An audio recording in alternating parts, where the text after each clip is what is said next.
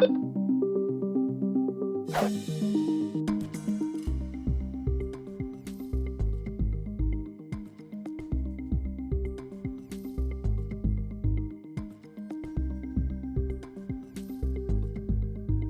now, from the CFTK-TV studios, this is Open Connection with your host, Robert Pictou.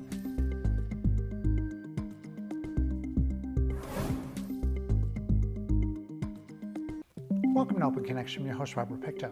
Our show today comes to you from the traditional and unceded territory of the Tsimshian people. Terrace and District Community Services Society is a broad-spectrum essential services provider and charity in Terrace.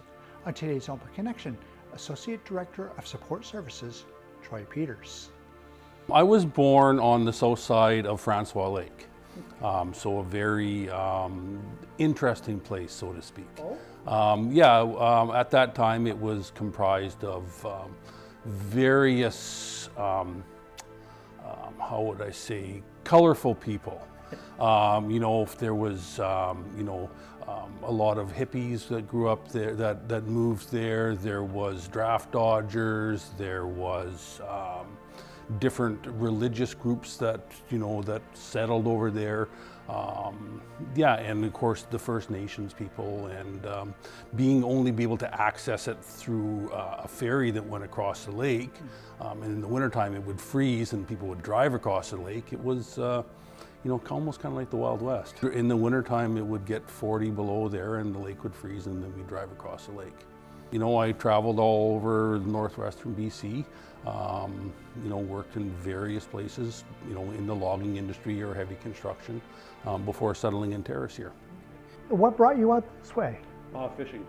Growing up in Burns Lake, of course, being so cold, I love to fish rivers, but when it's 40 below, it's not very nice fishing in the rivers. In Terrace here, the rivers flow fairly freely most of the year and you're able to fish them. So I moved here in 2000 and just absolutely loved it here. So now that you're here in Terrace, of course you probably found different jobs, or? I continued to work in logging camps and heavy construction, and then about almost 15 years ago now, my daughter was born, and I decided I didn't want to live that lifestyle anymore, and I wanted to raise my daughter. I didn't want to have to pay somebody to raise my daughter. Because you're in and out of camp, right? In and out of camp for 1 week or 2 weeks at a time. And so I quit and I got a job with Terrace and District Community Services. I was able to work in the evenings and then look after my daughter during the day. And while my wife worked during the day and then looked after my daughter in the evenings. And then so we were able to cut down on those childcare costs, plus raise a child, right? That's what That's what you do. You say, hey, there's a step. I guess they call that adulting, I think. That's adulting. Yes.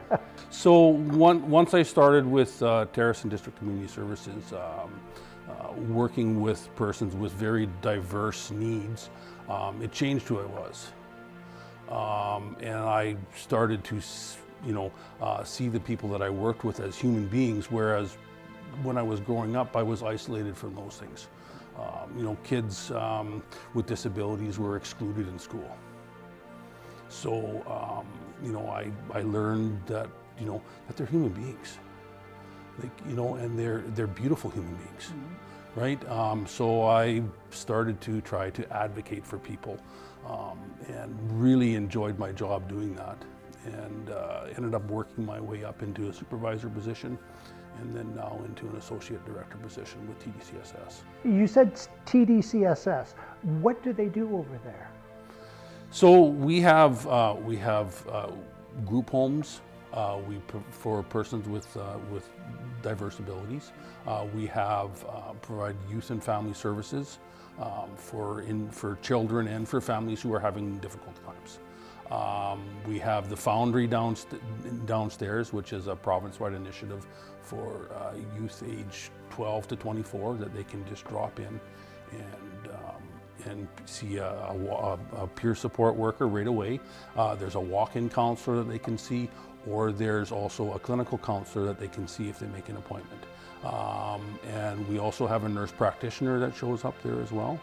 and which can do basically anything a doctor can do, write prescriptions, all different kinds of things like that.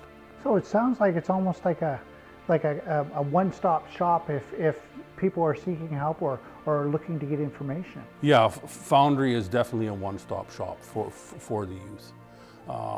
We also have some low-income housing that we provide, and we also do community inclusion as well for individuals with disabilities.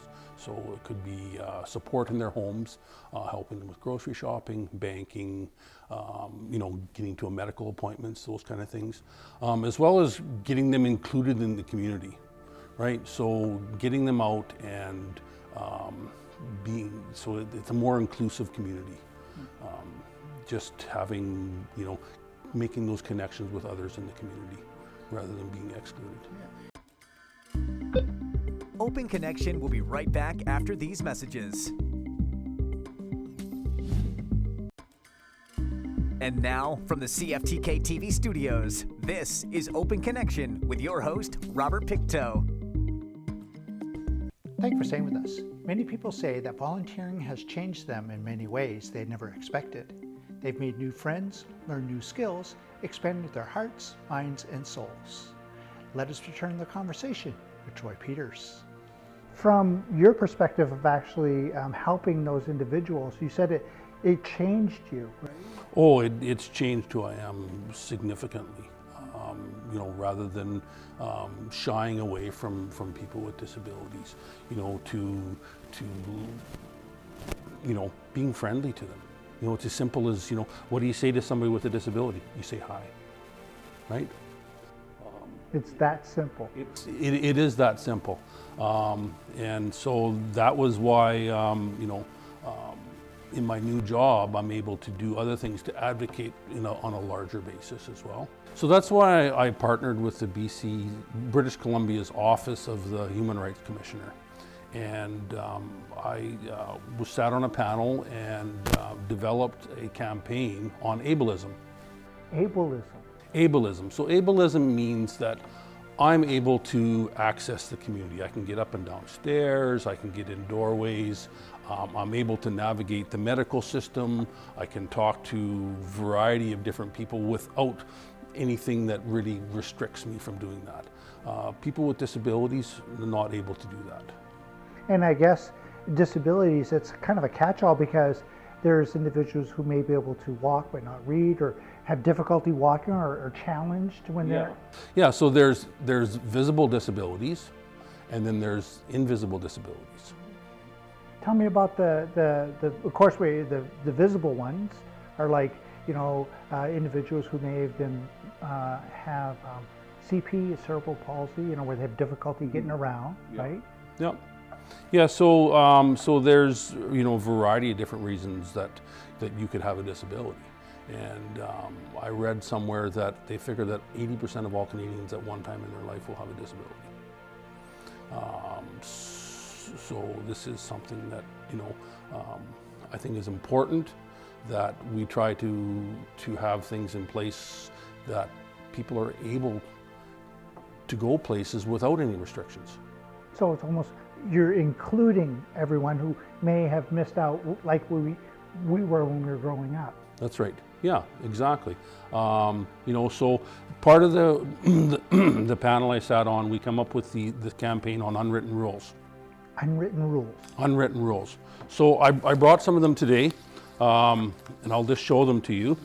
So this one says unwritten rule number 897. It says if you can't sit still, you're disrupting the class, right? And we're going to say wrong. To support students with disabilities, we're going to change the rules, not the students. This has always been a big thing for me because growing up, the students with disabilities were excluded. They were in another room. That's right, true. Right. And to me, I can see now how wrong that was. And because that was the mindset at the time, they say, oh, sorry, we need to help the majority instead of helping everyone. Yeah. It's not as prevalent as it was then, but it still happens, right? The next one is unwritten rule number 78. It says if you need a flexible work schedule, you're not a team player, right? You know, this is wrong. To support disabled people, change the rules, not the people. So everybody deserves to have a job. Yes. You know, getting up and going to work, being able to provide for yourself allows you to have a sense of accomplishment. And it should be somebody's right to do that. So oftentimes people with disabilities, you know, if they need a flexible work schedule, you know, then they get passed by. Unwritten rule number 495, if you need to see the doctor often, you're a difficult patient, right? We're going to say wrong. To support people with disabilities, change the rules, not the people. Oftentimes, persons with disabilities, maybe they need to see the doctor several times a week. If they're going, you know, and now with the health crisis that's going on, very few people have a family doctor. Mm-hmm. So if you need to see a doctor in person, you have to go down to the emergency room, which could be a 9-hour wait sitting there to see a doctor. These are things that, you know, I guess when it comes to healthcare, you know, we really need to, I guess, make it known that, you know, it's a right. This is a right for healthcare. So you don't feel like you're burdening the system. You know, you should be able to say, no, this is how I feel. I feel off. I need to go find help. And this is where I'm a good place to start, if anything. Open Connection will be right back after these messages. And now, from the CFTK-TV studios, this is Open Connection with your host, Robert Pictou. Hello, my name is Kasari Govender, I'm BC's Human Rights Commissioner. I'm Lauren Stinson and I work for Disability Alliance BC as a community advocate. Over 500,000 British Columbians have a disability, and they face discrimination in our schools, in their workplaces, and in public spaces. In fact, human rights complaints on the basis of disability form the largest share of complaints filed at the Human Rights Tribunal. Recent polling by my office showed that 1 in 4 British Columbians who identify as having a disability have experienced discrimination on the basis of that disability in the last year. Just recently, me and my friends went to a restaurant. We phoned ahead of time to make sure it was handicap accessible for a wheelchair user. When we got there, I could get through the door, yet none of the tables were at a height where I could fit my wheelchair. Accessibility and being inclusive is more than just getting through the door.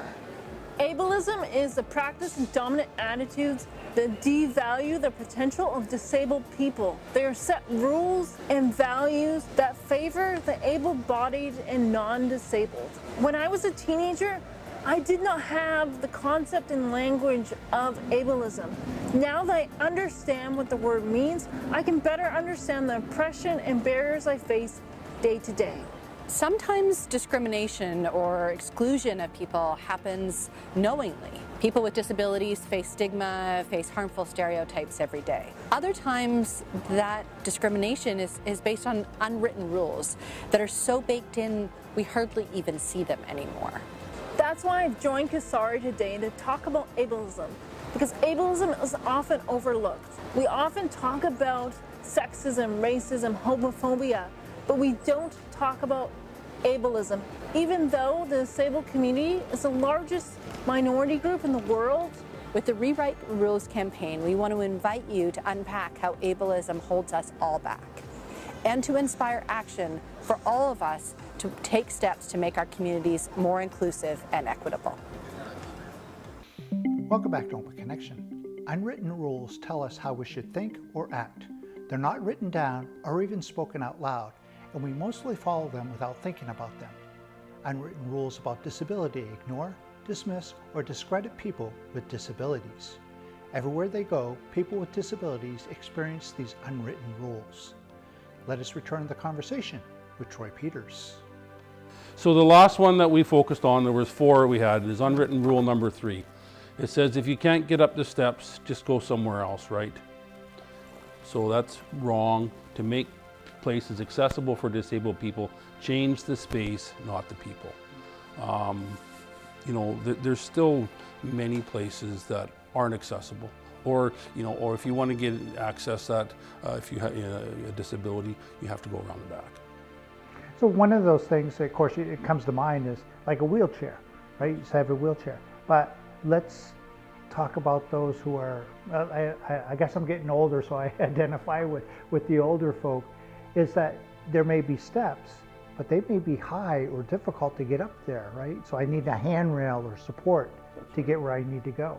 So it's about, you know, raising awareness around these things, and, you know, and the way I did it was we had a booth this summer at the Skeena Valley Farmers Market. And so I took over the booth for 3 weekends. And what I did was I went around to local businesses and I purchased $20 gift cards from them. And then I had a set of questions for each one of these rules to help people kind of expand, and there were thought-provoking questions on how they thought we as a community could change. Raise awareness. Raise awareness. So I ended up having, over the 3 weeks, I had 150 surveys filled out.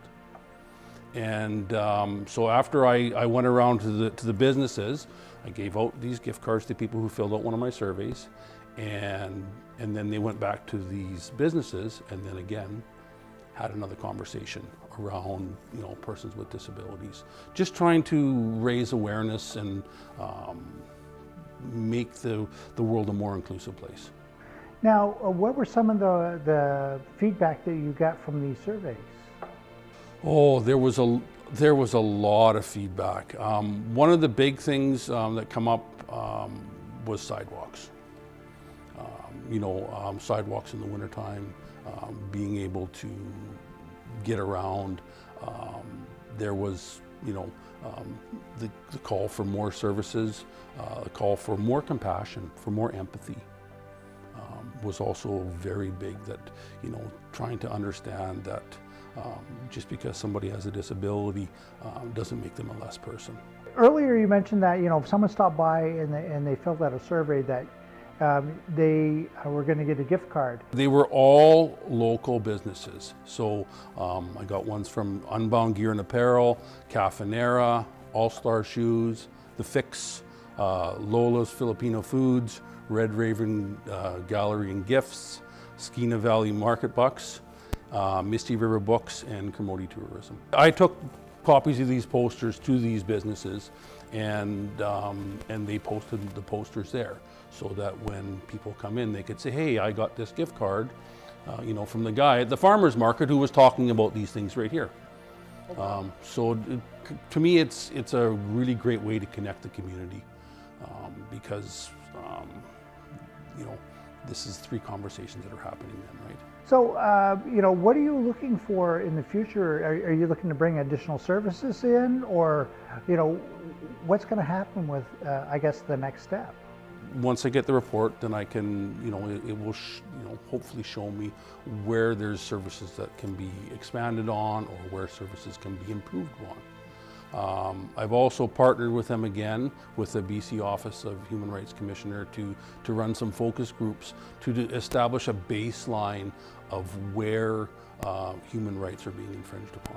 You're talking about, you know, we're talking about youth, we're talking about people with visible disabilities and invisible disabilities, that you want to make it so everyone can be included, everyone can be part of this. Now, if someone, say for example, did not or wanted to let you know what was going on, where could they get a hold of you? Well, they could send me an email, Troy Peters at TDCSS.ca. Open Connection will be right back after these messages. And now, from the CFTK-TV studios, this is Open Connection with your host, Robert Pictou. Open from May to October, the Skeena Valley Farmers Market has been in operation since 1982. It is the perfect place to pick up fresh produce, purchase local art, and visit friends. In this final segment of Open Connection, Troy shares one encounter he had while manning the community table at the farmers market one cold and rainy October Saturday. Now, recently I was kind of going through my Facebook feed and I saw your picture come up, but I guess you had two special visitors that stopped by your booth recently. Yeah, on last Saturday, I was at the farmer's booth. It was the last farmer's market. It was a very cold and miserable day. Atmospheric rivers, I guess. Atmospheric rivers. It was very cold, and there was very few people at the farmer's market. However, Taylor Backrack and Jagmeet Singh attended, and they both filled out my survey and had some really great conversations with both of them on, the different things that can be done to include people. Now, was that the first time that you actually had elected members, whether it be city council or elected officials like MPs or anything like that, stop by your booth? Taylor Backrack had stopped by before. We've also had numerous people from the city council had stopped by as well, and had conversations, around these same things. So, yeah. So the conversation you had with Jagmeet, did you feel that that he was able, that he can take your I guess your cause and kind of help carry it forward? I sure hope so. He listened very intently, and I was going through and I was talking about the unwritten rules, and he had a photographer with him who was I think he was actually filming, and when I talked about the one about this one here, the first one, if you can't sit still, you're disrupting the class, right? He stopped what he was doing and he said, "That's what they told my brother." So I found that really impactful, that this was something that potentially is this is Canada-wide. Now, you mentioned earlier that you partnered with another organization to help raise awareness here. Are you sending the surveys out to them, or what's going to happen next? So what I'm going to do is I'm going to hire a statistician to take all the survey results and compile them into a report. And then what I'm hoping to do is to meet with the school board for the classroom questions, meet with city council, meet with Chamber of Commerce, and maybe perhaps meet with Northern Health and say, hey, this is what the community is saying. You mentioned earlier that this had changed you. Can you tell me one thing that kind of stands out in your mind of how this work has changed you? I'm definitely more empathetic. That everybody needs help. I need help with things. There's a saying that the measure of a society is not how great it treats its most powerful members. It's how it treats its most weakest members. So I want this to be a great country. I want this to be a great society for my daughter to grow up in. And if I'm not actively trying to change that, then I'm part of the problem. Thank you for joining us for this episode of Open Connection. The greatest distance in the existence of man is not from here to there, but the connection from his mind and heart. If we can conquer that distance, we can soar like an eagle and realize our immensity within. I'm Robert Pictou.